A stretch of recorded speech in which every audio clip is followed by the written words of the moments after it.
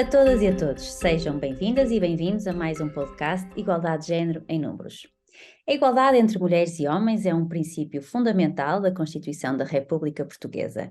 Significa igualdade de direitos, de liberdades, de oportunidades, de escolhas, de participação, de reconhecimento e de valorização de umas e de outros em todos os domínios da sociedade. A igualdade de género é essencial ao desenvolvimento social, sustentável e democrático e à execução de políticas públicas adequadas, ajustadas a todos os cidadãos e cidadãs, no presente e no futuro. A Comissão para a Cidadania e a Igualdade de Género tem compilado indicadores estatísticos sobre vários temas na publicação Igualdade de Género em Portugal, Boletim Estatístico, que ainda evidenciam as assimetrias existentes entre homens e mulheres em Portugal. Neste programa vamos conversar com especialistas decisoras e decisores sobre os 10 temas que integram o Boletim Estatístico. Aproveitando a comemoração do Dia Internacional para o Direito à Verdade sobre graves violações dos direitos humanos e pela dignidade das vítimas, a 24 de março, vamos neste quinto podcast refletir sobre a violência doméstica e de género existente em Portugal. Para esta conversa, temos connosco a doutora Elizabeth Brasil, licenciada em Direito, investigadora e doutoranda em Estudos de Género, coordenadora de Estrutura de Atendimento a Vítimas de Violência Doméstica na Associação FEM, Feministas em Movimento, e também formadora na área da violência contra as mulheres e violência doméstica, assumindo também supervisão técnica nesta área, quer em estruturas de atendimento, quer em acolhimento de mulheres e crianças. É também perita do Instituto Europeu para a Igualdade de Género na área da violência doméstica.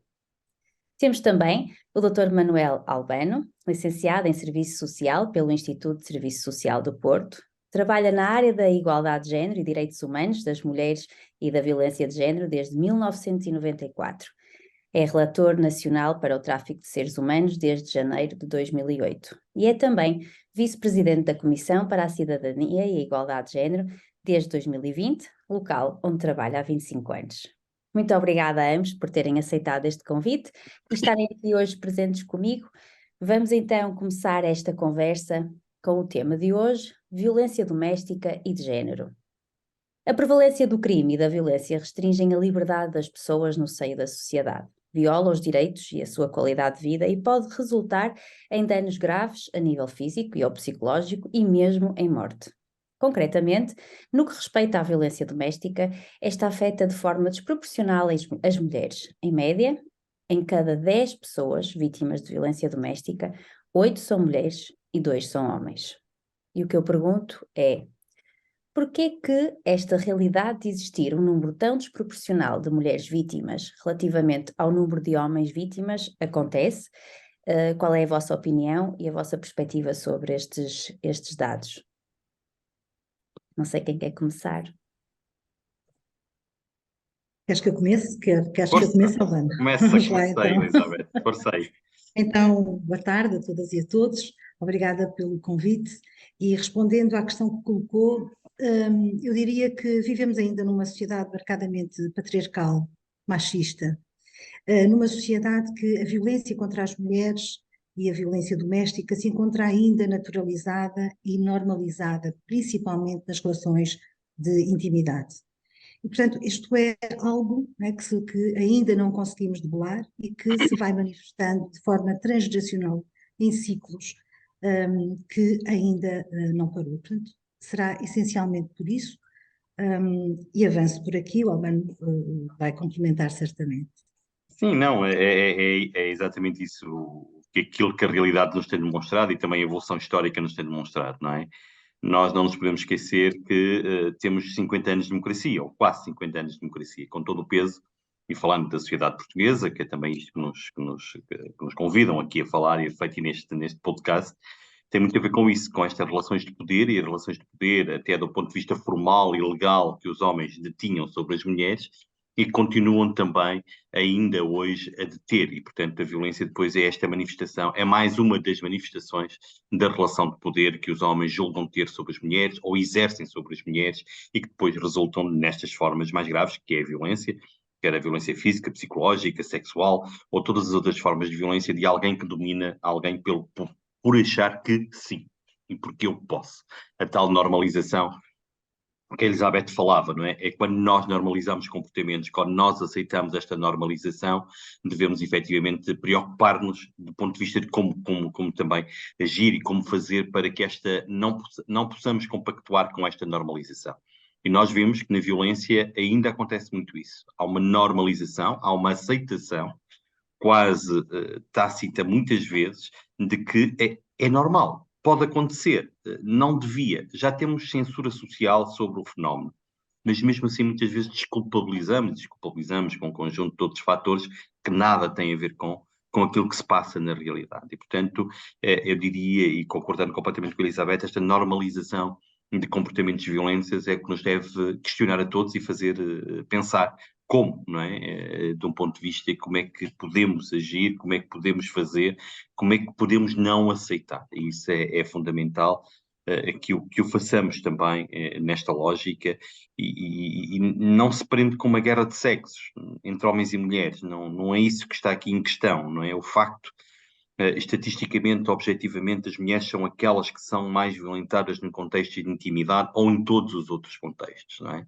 E como a Ana dizia, estamos no mês de março, celebramos há pouco tempo o Dia Internacional das Mulheres, tem a ver com isto, e estas relações de poder e aquilo que acontece no mundo, só pelo facto, e todas estas violências que as mulheres são alvo, só pelo facto de serem mulheres. E esta é a grande questão.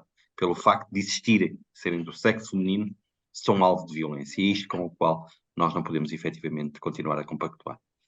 E essa normatividade social, ela está tão inculcada em homens e mulheres, que muitas vezes vemos, ouvimos, mulheres que não têm sequer a noção, de que estão a ser vítimas, porque entendem que alguns comportamentos têm uma tal legitimação social que, e falamos, por exemplo, de uma violência psicológica que se vai instalando de uma forma insidiosa, de algum tipo de controlo que está tão normalizado, naturalizado, e que é dado pela sociedade, muitas vezes pelas próprias instituições do próprio Estado, que, quando vamos perceber, ainda valorizam muito mais uma violência física, aquela que se vê, que deixa marcas, que deixa nódoas, do que uma violência económica, uma violência psicológica ou até algum tipo de violência sexual, como fazendo quase parte daquilo que é a norma em algum tipo de relação. E isto é algo que ainda está muito enraizado nas nossas sociedades e de uma forma estrutural. E daí também, como dizia também há pouco, esta transgeracionalidade, não é? E esta manutenção de ciclos transgeracionais de violência com uma mesma cultura ou uma mesma forma de olhar comportamentos e atitudes. Mas isso falamos da geração dos nossos pais, não é? Dos nossos avós. Como é que são os nossos jovens hoje em dia? Ainda se continua a assistir a discursos legitimadores da violência entre jovens, já nascidos e educados em democracia. Acha que tem a ver com as estratégias educativas e preventivas em matéria de igualdade e discriminação? Acha que têm sido eficazes essas intervenções ou não? $1 million question, diria eu.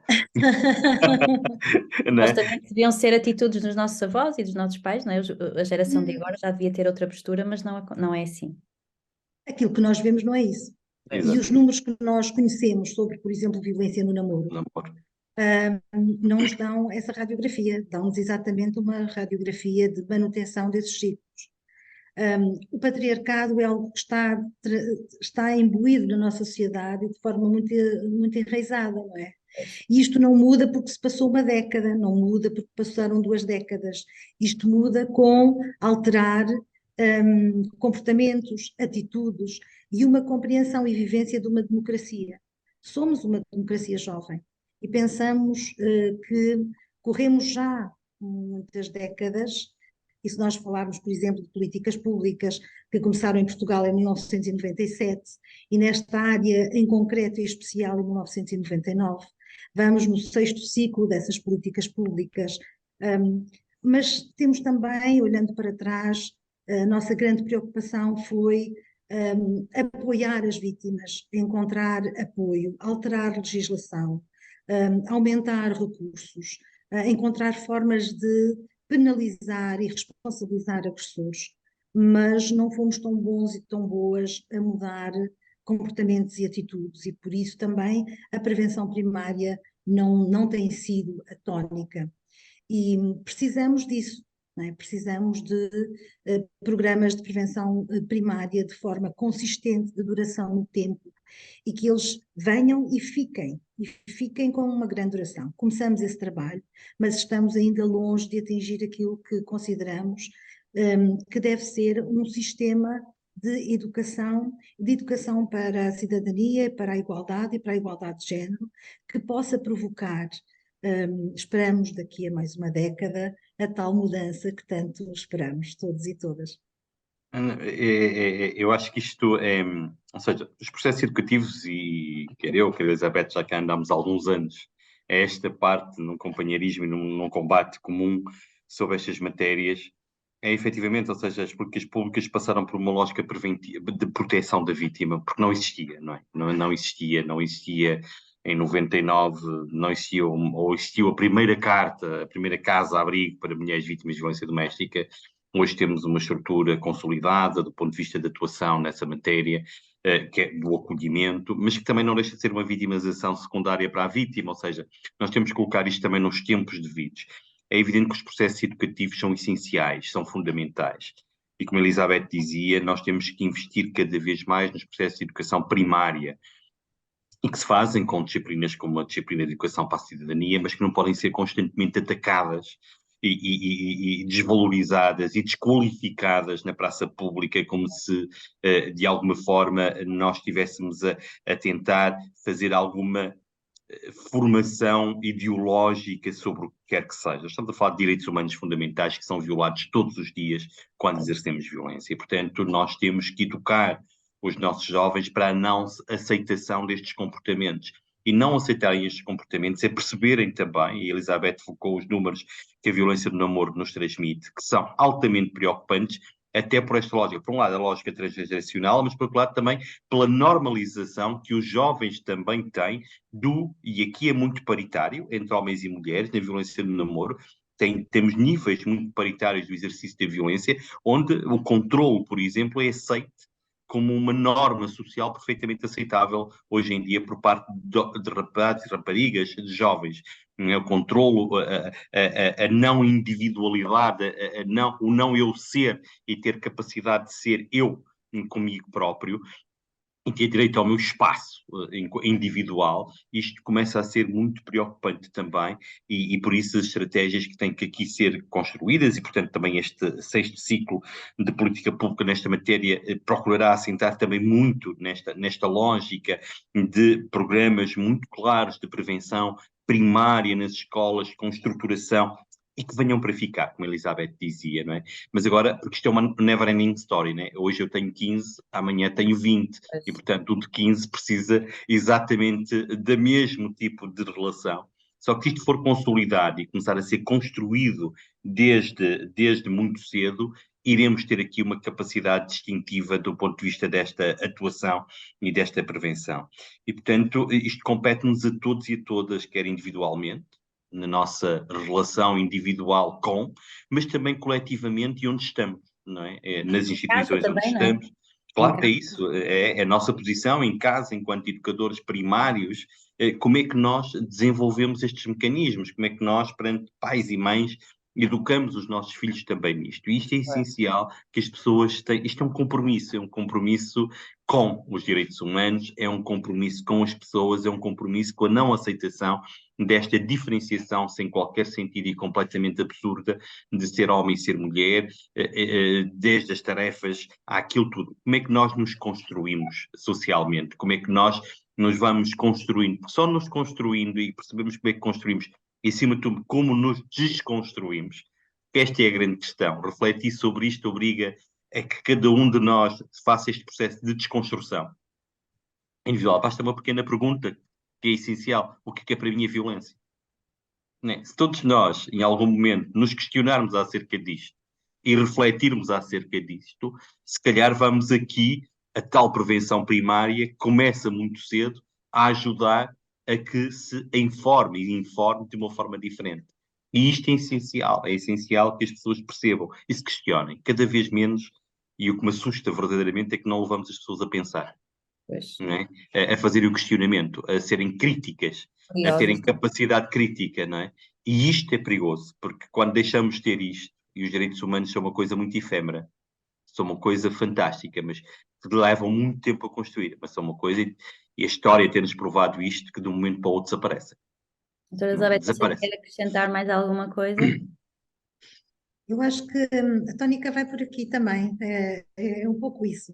E acho que este conceito de violência é algo ainda é algo muito subjetivo. Perguntar a uma pessoa o que é para si violência é algo que parte de uma subjetividade. O nosso trabalho também tem sido muito trabalhar conceitos, não é? Temos um grande marco trazido pela Convenção de Istambul, não é? A Convenção do Conselho da Europa para a Prevenção e o Combate à Violência contra as Mulheres e a Violência Doméstica, que no seu artigo 3º tentou marcar aquilo que seriam conceitos básicos nesta matéria. E, portanto, quando falamos de violência doméstica, violência de género contra as mulheres, de violência nas relações de intimidade, precisamos de ter uma noção clara do que é violência. Quando fazemos essa pergunta aos jovens, a eles e a elas, mas também às próprias vítimas, percebemos que, dependendo, muitas vezes até da zona do país, do Pois. tipo de relação, do seu meio envolvente, esta palavra violência tem um sentido muito disparo, muito diferente. O que significa que também a tolerância a algumas formas de violência e à violência também ela é muito diferente e a forma como se lê um ato violento, ele também difere. Portanto, precisamos de ir por aqui. As questões da violência não podem ser desligadas das questões da igualdade. As questões de igualdade entre mulheres e homens são o âmago das questões da violência. É nas desigualdades por si geradoras de discriminação que depois vão espelhar e que a violência é um espelho também dessa discriminação que tem numa base estas desigualdades tão profundas.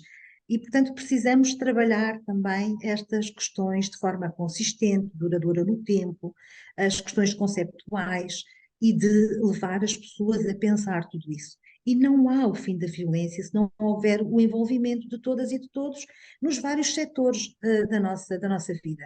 E, portanto, muitas vezes, nós que trabalhamos nestas áreas, começamos há muitos anos a falar disto e destas questões, e até nos nossos círculos de amigos e por aí fora, nós éramos vistos, bom, lá vai, e é verdade, mas hoje muitos destes nossos amigos são eles que nos chamam a atenção. Tu viste isto, tu olhaste aquilo, e portanto há uma mudança e uma alteração que é possível, que nós já vimos ocorrer e que estamos na expectativa, mas também numa vontade e num espírito inacabado de conseguirmos alcançar e sabemos que é possível.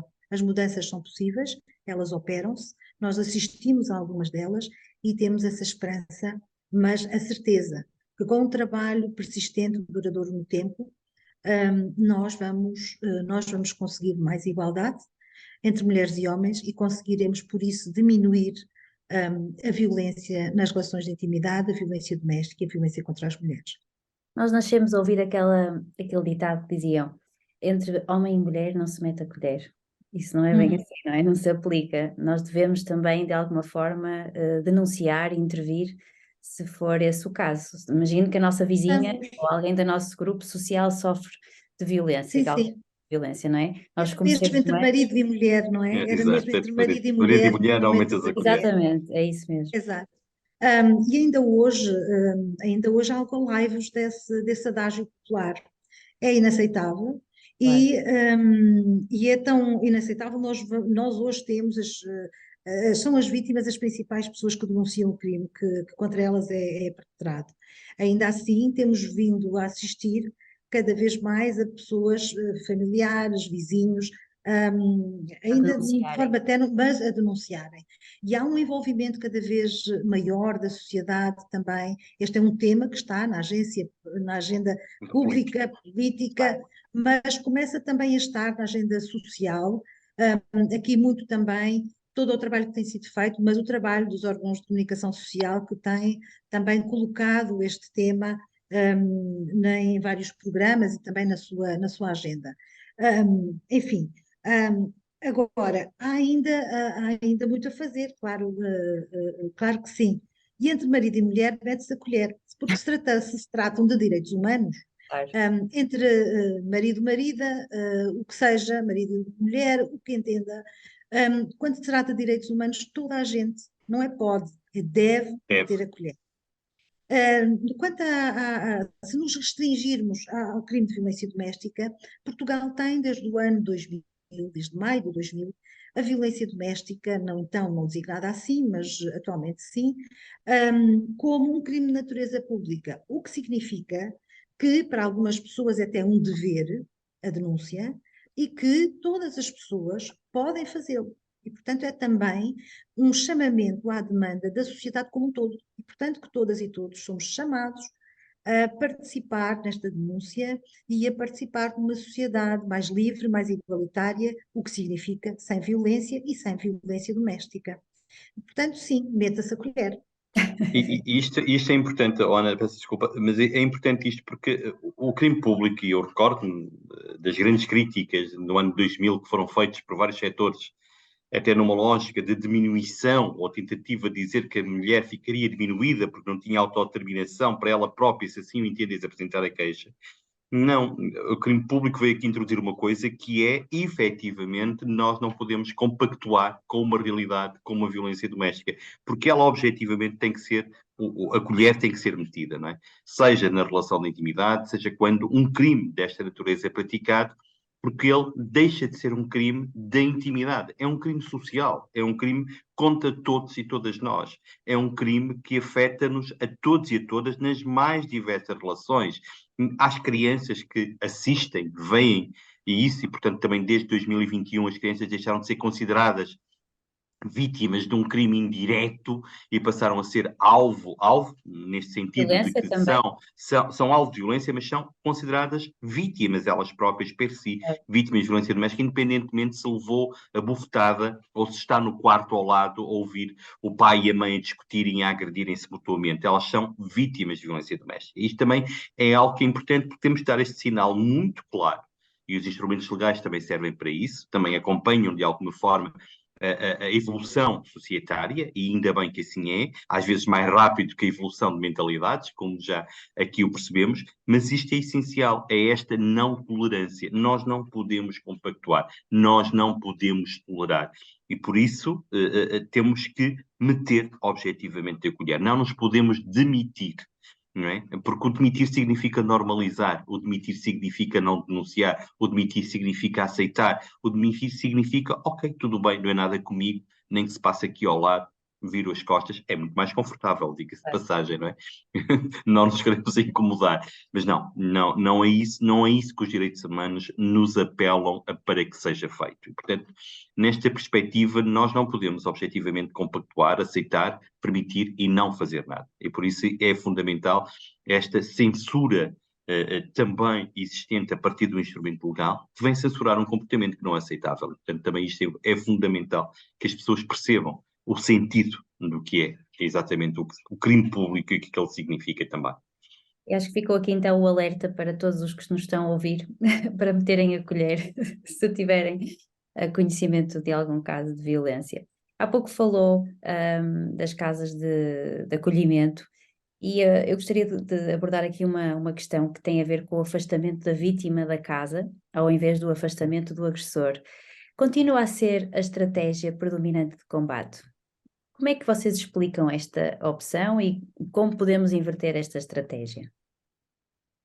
Agora começo. Ai, Não, tá, pode? Não, eu acho que há bocadinho ai, nós ai. já ficámos aqui um bocadinho nisso, ou seja, nós temos que situar no tempo também esta evolução e objetivamente nós tínhamos aqui uma situação muito complexa. Na altura, em 97, 99, com o primeiro plano global para a igualdade de oportunidades para todos, que veio introduzir precisamente questões sobre violência doméstica e depois os instrumentos públicos. Portanto, e uma das grandes lacunas que nós tínhamos, até porque socialmente o crime nem era público, portanto estamos aqui a falar disto, era termos locais onde em segurança estas mulheres, e falamos de mulheres e seus filhos, pudessem estar. Eram muito poucas ou inexistentes. E, portanto, reforçou-se muito a rede do ponto de vista de acolhimento, do ponto de vista daquilo que significa acolhermos e darmos um porto seguro para que estas mulheres saíssem do ambiente e da relação abusiva que estavam a fazer. É evidente que muitas vezes isto parece que estamos a aplicar uma medida de coação à vítima, coisa que não nos agrada a quem trabalha nesta área, que é, não nos podemos esquecer, que a saída para uma estrutura de acolhimento, apesar de ser protetiva, é uma outra forma de violência. Isto é claro, não é? Basta colocarmos a nós próprios, gostaríamos de ir para um local onde estão mais 10 pessoas, 20 pessoas a viver, cortar de alguma forma a sua capacidade e a sua liberdade, não é que haja um cortar da liberdade das pessoas, mas estão com regras distintas do que se estivessem no seu agregado da sua casa, porque estamos a falar de uma vivência em comunidade. E, portanto, também aqui o investimento também tem sido, um ponto de vista da aplicabilidade, mas depois tem a ver com a sua aplicabilidade, como é que o sistema de justiça aplica estas questões e tem aumentado também as medidas de afastamento da residência por parte do agressor, mas este é um caminho também que se vai fazendo também nestes sistemas para que isto possa acontecer. Mas é importante que nós percebamos que a casa-abrigo deveria ser a última rácio e não a primeira rácio de um ponto de vista da sua procura. E é importante, eu digo isto muitas vezes, as vítimas são alvo de medidas de proteção, não de medidas de coação. E, portanto, nós temos também toda a comunidade que trabalha nesta área, desde as organizações da sociedade civil à administração, e que trabalham em conjunto nesta matéria, e começar a mudar o seu chip também, de um ponto de vista de atuação e com atuações diferenciadoras também aqui. Mas a Elizabeth sobre isso irá dizer muito melhor que eu estas coisas. Certo? Tem mais Eu histórias sou para muito contar. crítica sou muito crítica nesta área, nesta matéria. Eu acho que nós precisamos, se precisamos alterar a lei, precisamos alterá-la em algumas coisinhas. E uma delas é que o agressor tem que sair de casa e a vítima tem de ficar. O que hoje em dia, uma mulher que vai a uma esquadra, a um posto da GNR, em situação de risco alto, ela é imediatamente convidada a sair de casa. Imediatamente convidada a sair de casa. E esse convite é feito para que se abrigue num acolhimento de emergência ou numa casa de abrigo. E isto acho que é uma revitimação. E é um sinal de falhanço das próprias instituições que deviam proteger. Os avanços que fomos fazendo, pensávamos que nós hoje temos um crime que pode ter um julgamento muito rápido, mas não é essa a prática judicial. Nós hoje temos manual de 72 horas de atuação, que poderíamos, não é, ter a aplicação de medidas de coação de forma muito mais célere do que temos. Precisamos, talvez, de clarificar na lei que, quando há uma situação de violência doméstica de um determinado risco, o agressor tem que imediatamente sair de casa e a vítima lá permanecer. Eu acho que quando nós fizermos este contrário, vamos ter medidas de coação muito mais rápidas, olhar para o processo muito mais rápido, porque os homens coitados estão na rua. É uma Portanto, boa aí perspectiva. eu acho que temos mesmo que fazer isto. E vai ser um grande desafio, mas eu acho que mesmo com os meios que temos, vamos conseguir decisões muito mais rápidas, os processos muito mais rápidos, porque coitados dos agressores estarão na rua. E eu nem falo de os colocar na rua, exatamente na rua. Eu acho é que temos que encontrar locais para colocar agressores, em vez de encontrar locais para colocar vítimas. Claro que não os chamamos de casas-abrigo, como é óbvio. Esta é uma questão de princípio, mas vamos encontrar, enfim, locais onde estão pessoas sem abrigo ou outras, espaços vocacionados, com programas para agressores imediato, enfim, porque os agressores, quando começarem a ser controlados como as mulheres são nas casas-abrigo, por questões de segurança e de proteção, e não estou aqui, também já estive em casas-abrigo, não é essa a questão. E, portanto, tem é que louvar e agradecer todo o trabalho que todas as técnicas e técnicos da Rede Nacional de Apoio a Vítimas fazem, em particular nos acolhimentos de emergência, casas de abrigo enfim, em todas as estruturas. E é um trabalho maravilhoso que fazem e que se tenta fazer a cada dia. Mas, efetivamente, eu acho que as mulheres estão demasiado controladas, saíram das suas casas com o controle do agressor e entram num sistema de apoio que as controla também 24/24.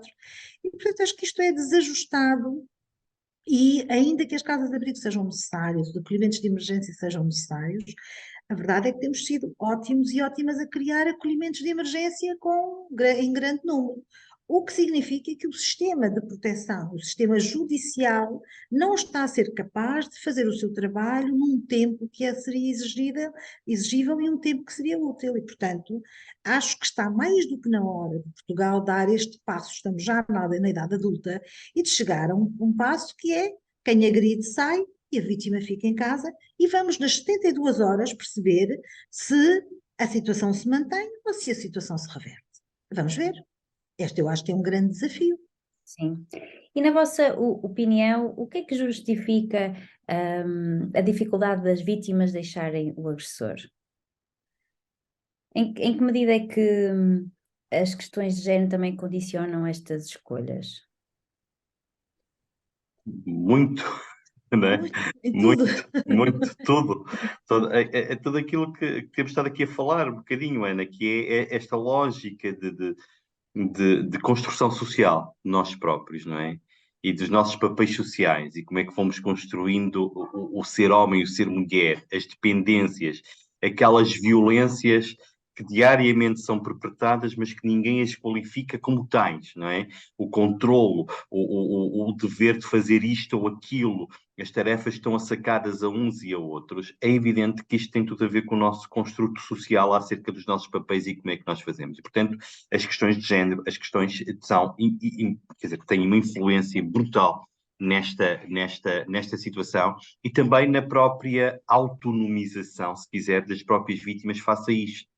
Porque as vítimas são seres sociais que se envolvem em redes sociais quando conseguem, muitas vezes, e se conseguirem já são mais protetivas que outras, mas muitas vezes elas próprias, e o processo de violência é muito de fazer com que a vítima se isole per si, se isole de tudo e de todos, não é? E as pessoas vão alimentando isto e quando dão conta estão completamente cativas Por de vergonha? quem... Acha que é por vergonha ou por Claro, dependência? tem muitas dependências e a dependência emocional é mais complexa, provavelmente, que temos que debater com estas pessoas. E logo há uma dependência que muitas vezes as vítimas têm, elas nem se reconhecem como vítimas. A Elizabeth já há bocadinho dizia isso. Elas próprias muitas vezes não se reconhecem que são vítimas. Acham que aquilo que lhes aconteceu foi legítimo. Elas legitimam quase per si o ato de violência que são. Acham que alguma coisa não está bem, mas não conseguem, e portanto acham que não está bem, que às vezes procuram esta ajuda das estruturas como a FEM para as ajudar, mas depois é preciso trabalhar com estas vítimas para se elas autoconstruírem ou, se quiser, reconstruírem enquanto pessoa. E isto é complexo, porque isto tem todo o passado, toda a nossa construção social, sobretudo as nossas representações e que nós fomos construindo. Portanto, isto tem um impacto brutal nas pessoas, em nós próprios, que depois nos fazem agir de uma forma ou de outra. E reconhecer-nos de uma forma ou de outra. E, portanto, este trabalho que as equipas que estão no terreno e que apoiam as vítimas, e já nem estou a falar das casas de abrigo, nem das respostas de emergência, estou a falar das estruturas de atendimento, das cerca de 200 estruturas de atendimento que temos em termos de território nacional, é muito disto também, é muito de trabalhar com estas vítimas, o seu autorreconhecimento que foram vítimas e de estratégias também para conseguirem mudar isso e se autopercepcionarem e se autovalorizarem para poderem efetivamente avançar. Mas, Elizabeth... Então, no terreno nós vemos várias realidades. Falta de informação, não Realmente é? Elas têm informação que existem instituições como a vossa, por exemplo, onde podem pedir ajuda, não é? há muitas pessoas que não conhece. não têm informação. Isto é muito interessante, porque hoje em dia nós vivemos numa sociedade de informação e imensa informação vai Mas muitas vezes as vítimas não têm acesso a essa informação e é tanta informação que já não sabem onde recorrer. Mas depois, há situações em que a pessoa vem e que sabe que alguma coisa não está bem, como disse o Albano, mas anda à procura de entender o que é que se passa consigo. E, no fundo, se há uma validação ou não, se é normal ou não. Há pessoas que vêm e que aquilo que querem é que a violência cesse. Não querem que a relação cesse, Sim, mas pois. procuram quase uma coisa mágica, milagrosa, e portanto que ajudem aquela pessoa, porque aquela pessoa certamente não estará bem e por isso é que está assim. Mas percebem que não conseguem já mudar, ou que nunca conseguiram, mas no fundo a sua esperança na mudança desaparece. Há outras pessoas que têm a noção do que estão a vivenciar, e querem uma separação, querem o fim daquela relação abusiva e querem a separação. É Aquilo mesmo. que são, enfim, nós temos os motivos porque as vítimas ficam nas relações, são múltiplos. Nós temos uma academia que tem estudado imenso sobre isso. Nós temos também algumas delas, o Albano já falou, não é?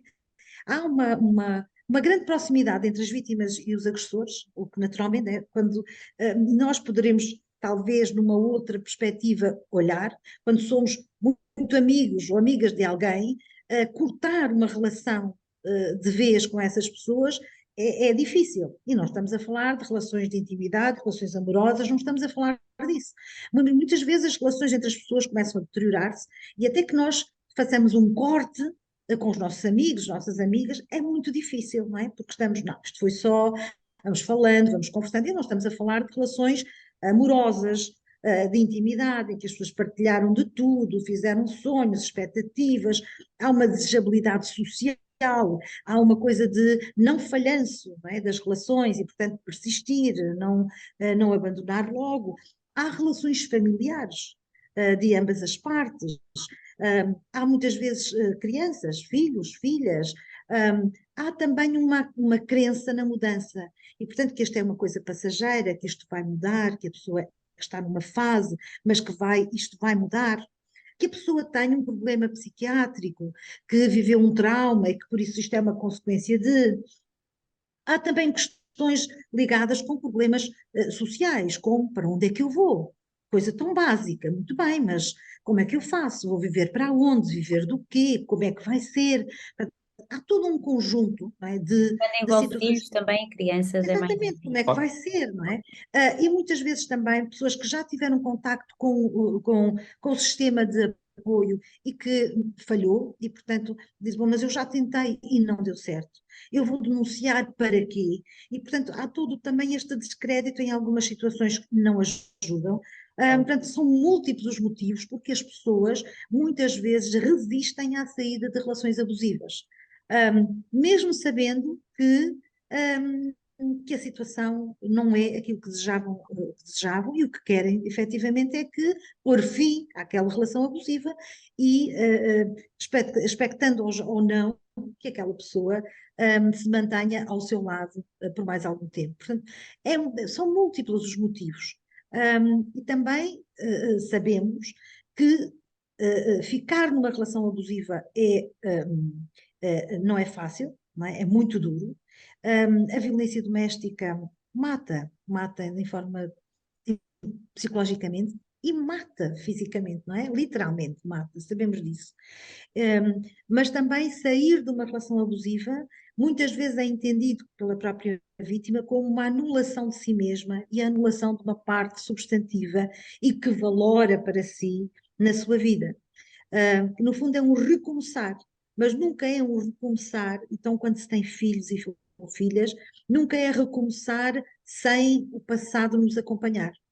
E vemos isso, por exemplo, que muitas situações terminam com relações abusivas e depois a relação com as crianças, a relação de responsabilidades parentais, as questões das visitas, etc., são utilizadas como uma forma de manter o abuso e de manter a violência, o controle sobre a pessoa que já terminou a relação abusiva, mas que acaba nesta continuidade por entrar em novos ciclos de violência. Portanto, é difícil.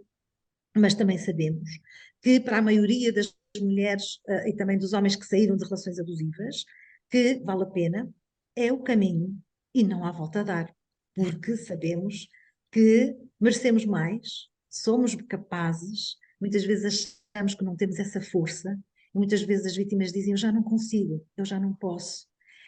Eu não tenho nada, é quase um desânimo que foi sendo apreendido ao longo do impacto da vitimização, mas que, quando nós reforçamos, quando se sentem apoiadas, percebem que são capazes disso e de muito mais. E, portanto, há toda uma vida por viver.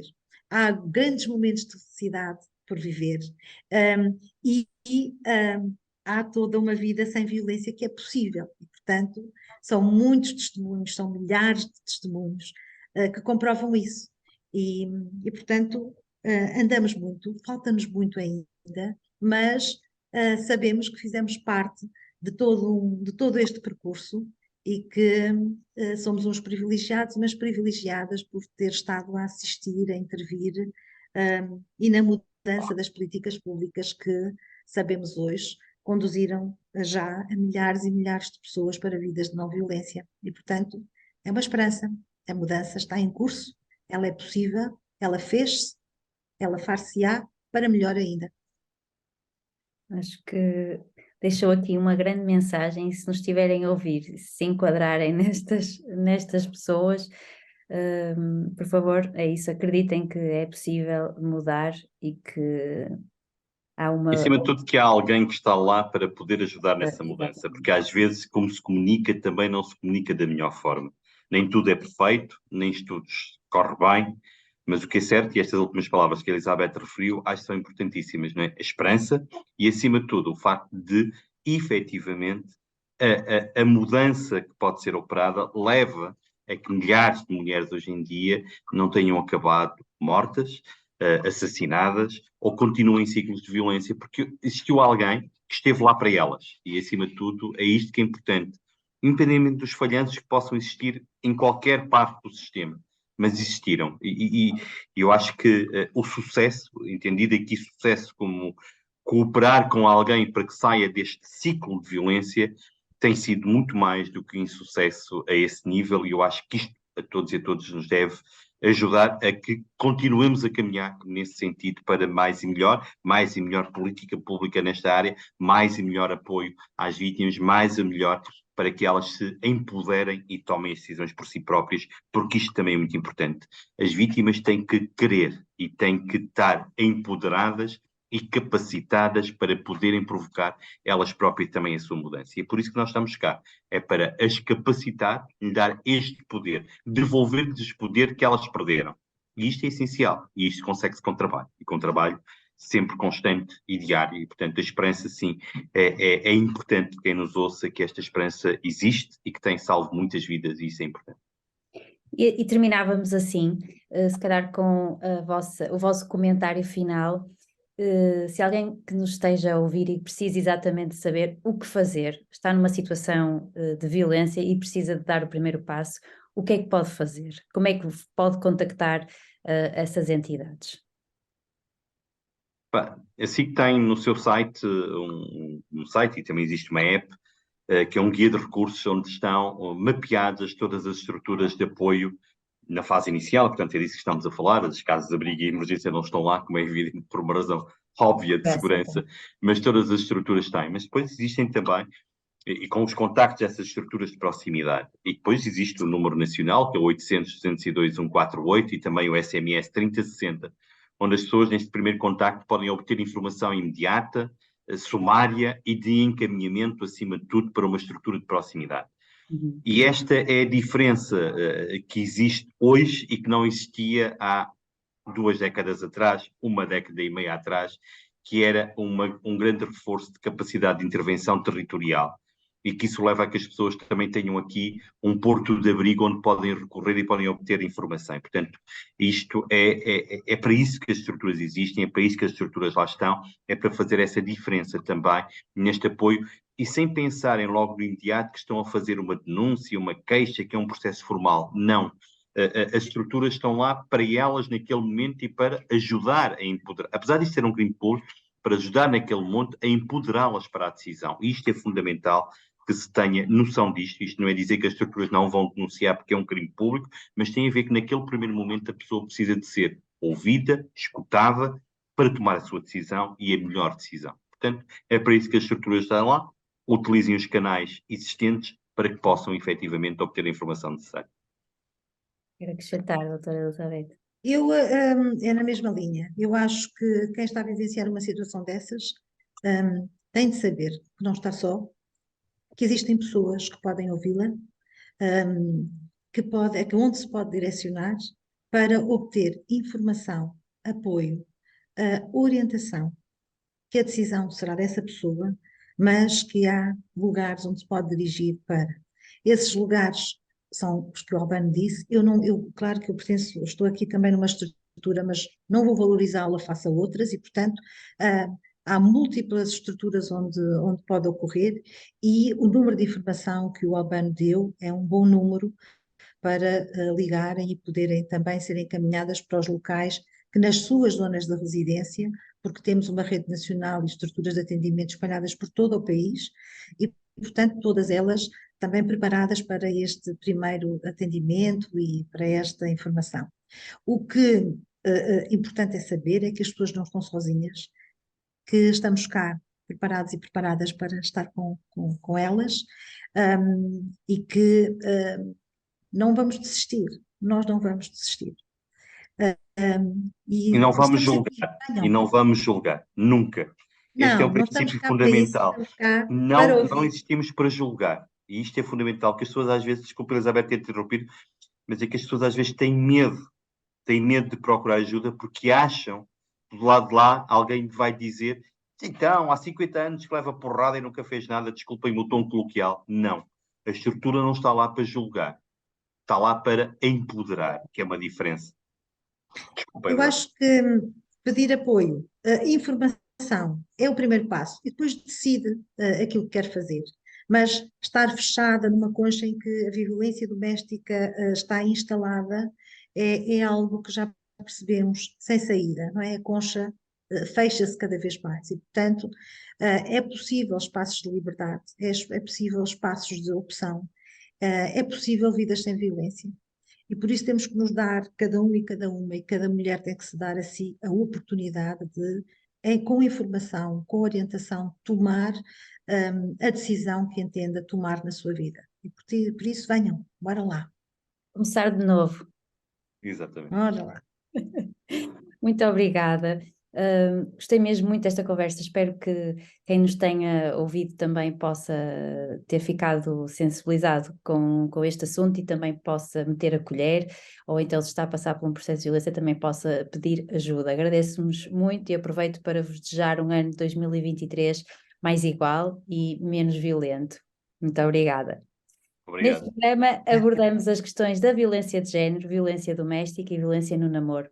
Olhamos o presente e perspectivamos o futuro, sem perder a esperança de um Portugal melhor e mais igual. No próximo episódio vamos abordar a igualdade de género no poder e tomada de decisão. Conto consigo. Até lá.